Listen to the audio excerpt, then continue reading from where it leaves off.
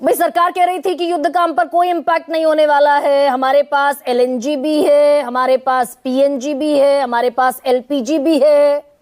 तो दरअसल हम अंधेरे में देश को रख रहे थे या हम खुद भी अंधेरे में थे? यहां तो हाहाकार मचा हुआ है। नहीं गरिमा जी, देखिए युद्ध का कोई भारत पे असर नहीं पड़ेगा ऐसा तो हो ही नहीं सकता। हम अपनी लगभग 90% ऑयल की रिक्वायरमेंट एनर्जी की विदेशों से इंपोर्ट करते हैं। हमारी बहुत हाई डिपेंडेंसी है इंपोर्ट पे, ऑयल इंपोर्ट पे, एनर्जी इंपोर्ट पे। इसके लिए सरकार कई वर्षों से, हमारी सरकार व्यापक तरीके से इनिशिएटिव ले रही है। एथेनॉल मिक्सिंग 20% हम एथेनॉल मिक्स कर रहे हैं। Solar energy, wind power energy, renewable energy, Shanti bill लेके आए न्यूक्लियर एनर्जी के लिए।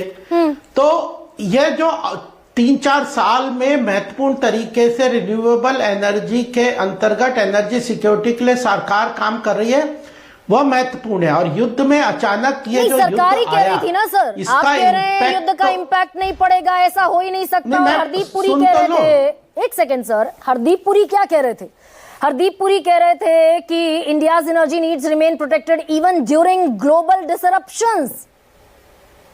कितनी भी बड़ी त्राहिमाम हो जाए, त्रासदी हो जाए, हम तो सुरक्षित हैं। इम्पैक्ट तो होगा, बट इम्पैक्ट को हम मैनेज कर लेंगे, ये कह रहे हैं हरदीप पुरी जी। अगर हार्मुज कैनाल से अगर ऑयल सप्लाई नहीं हो रही, हमारा 60% ऑयल वहां से उस चैनल के थ्रू आता था और वहां पे ऑयल का सप्लाई वहां से रुकेगी तो डिसरप्शन तो होगा। ऑल्टरनेटिव हमने रूट आइडेंटिफाई किए। रेट जो $60 प्रति बैरल था वो $115 प्रति बैरल हो गया। गैस की सप्लाई जो मैक्सिमम हार्मुज कैनाल से होती थी वो पूरी तरह से रुक गई। तो नहीं, मैं तो वही बयान पढ़ रही हूँ ना। एक सेकेंड गोपाल जी, भाई आप बिल्कुल अपनी सरकार से मुख्तलिफ बात कह रहे हैं। सरकार कह रही थी, मैं हूबहू पढ़ देती हूँ आपके सामने, मैं हूबहू पढ़ देती हूँ। India is in a comfortable position in terms of energy security, LPG and LNG के लिए। मैंने बयान पढ़ दिया सरकार का। सरकार ने इम्पैक्ट को कम करने, मैनेज करने के पूरे रास्ते और पूरी प्रिपरेशन की हुई है। हमारी ऑयल मैन्युफैक्चरिंग कंपनियां पूरी दिन रात काम कर रही हैं। उनने प्रोडक्शन बढ़ा दिया है। उनके पास ऑलरेडी 1.5 महीने से 2 महीने का ऑयल का रिजर्व्स है। ऑल्टरनेटिवली 70% हम इंपोर्ट अभी भी कंटिन्यूसली अपनी डेली का फुलफिल कर रहे हैं। रशिया से हमने इंपोर्ट बढ़ा दिया है। तो इम्पैक्ट को कम करने के पूरे तरीके, एक सेकंड, ये जानकारी कहां से, ये जानकारी गोपाल कृष्ण अग्रवाल, ये जानकारी कहां से आ रही है? रशिया से इंपोर्ट हमने बढ़ा दिया। 44 महीनों का सबसे कम इंपोर्ट, 44 महीनों में सबसे कम इंपोर्ट हमने रशिया से किया जनवरी 2026 में। 35% से घटकर हो गया 19%। लास्ट ईयर हमने रशिया से बहुत इंपोर्ट, सुनो, लास्ट ईयर को मत इंक्लूड करिए। लास्ट ईयर हमने रशिया से बहुत हैवी मात्रा में ऑयल इंपोर्ट किया था, क्योंकि वहां लगभग 10 से 15% ऑयल डिस्काउंट पे रशिया सप्लाई कर रहा था। उसके बाद जब इंटरनेशनल प्राइसेस कम हो गए और ऑलमोस्ट रशिया और बाकी ऑयल के जो प्राइसेस हैं वो ऑलमोस्ट सिमिलर हो गए, तो हमें जहां से सस्ता मिलने लगा हमने वहां से खरीदना शुरू कर दिया। तो ये जानकारी देश को, हमने ऑयल खरीदा। ये जानकारी देश को देने में दिक्कत क्या है कि हम कहां से तेल खरीद रहे हैं और रशिया के मुकाबले तेल हमें कहां से सस्ता मिल रहा है? दे तो रहे, मैं बता रहा हूं। लास्ट ईयर हमने रशिया से ऑयल खरीद के 33,000 करोड़ का अपना फॉरेन एक्सचेंज का कॉस्ट सेव किया है। तो हम कंटिन्यूअसली इंडिया के इंटरेस्ट में जहां से सस्ता मिलेगा, आज रशिया से मिलेगा वहां से खरीदेंगे। आज ईरान से मिलेगा, हमने इराक से बढ़ा दिया अपना गैस का बनाने का। हमारा बीपीसीएल कंपनी का मोजाम्बिक में 8 नए ऑयल ये गैस एक्सप्लोरेशन के प्रोजेक्ट चल रहे हैं। तीनों कंपनियों ने वहां पे बहुत मेजर इन्वेस्टमेंट किया है ताकि हम गैस के प्रति और सिक्योर हो जाए, आत्मनिर्भर हो जाए। मोजाम्बिक में बहुत गैस के भंडार है। तो मैं कह रहा हूं कि एक लॉन्ग टर्म विजन के साथ हम कितनी गैस मंगाते हैं? एक सेकेंड गोपाल कृष्ण अग्रवाल, हमारी टोटल गैस नहीं, एक सेकेंड सवाल ले लीजिए। क्या किया?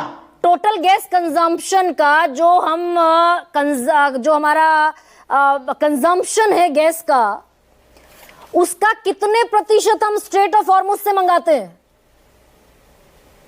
जो ब्लॉक कर दिया ईरान ने? ऑलमोस्ट 60-70%। Sir 80 to 85%। 60-70% वहां से 80 to 85% मंगाते हैं सर।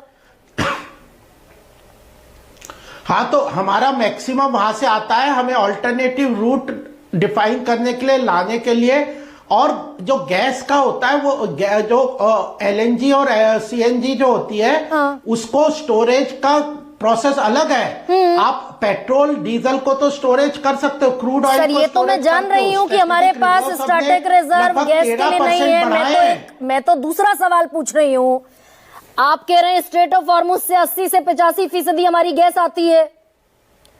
ईरान ने वो स्ट्रेट ऑफ हॉर्मुज ब्लॉक कर दिया, और हरदीप पुरी कह रहे थे, मैं इस पर तो जवाब आप देना या तो चाहते नहीं या फिर है नहीं दरअसल इस पर जवाब।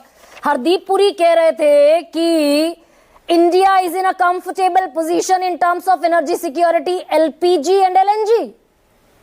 वो तो कंफर्टेबल बता रहे थे। तभी तो प्रायोरिटाइज किया गया है। तभी तो प्रायोरिटाइज किया गया कि house hold energy gas supply को बिल्कुल ना रोका जाए, डोमेस्टिक सप्लाई को बिल्कुल ना रोका जाए, एसेंशियल सर्विसेज के अंतर कोई कोताही नहीं की जाए, और कमर्शियल को एक बार कम किया। जब कमर्शियल, आज जो आप रिपोर्ट बता रहे हैं कि कमर्शियल सेक्टर की को भी बहुत प्रॉब्लम हो रही है, तो सरकार ने 3 मेंबर्स कमेटी, तीनों ऑयल कंपनी के लोगों को बोला है कि कैसे उनके प्रॉब्लम्स को सुनो। अच्छा, तो प्रॉब्लम है ना, यानी कि गोपाल कृष्ण अग्रवाल, गोपाल जी प्रॉब्लम है।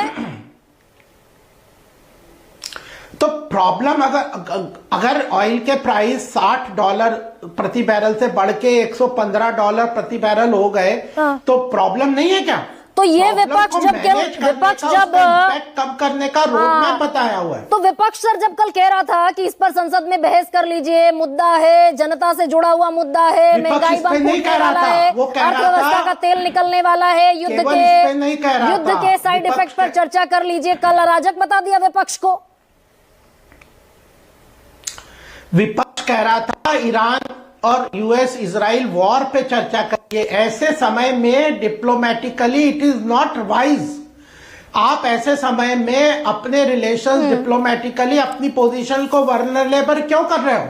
हम अपनी पोजीशन को ग्लोबल लेवल पे सिक्योर कर रहे हैं। ये विपक्ष ये भी तो कह रहा था ना, मैं सिक्योर करके ऑल्टरनेटिव। एक सेकंड रुकिए ना सर। विपक्ष ये भी कह रहा था कि रुपया सिक्योर करें, अपोजिशन पार्लियामेंट में डिस्कस करके उसको वल्नरेबल बनाने का प्रयास कर रहा था। नहीं, विपक्ष ये कह रहा था, ये गोपाल जी मैं पढ़ देती हूँ, रुक जाइए।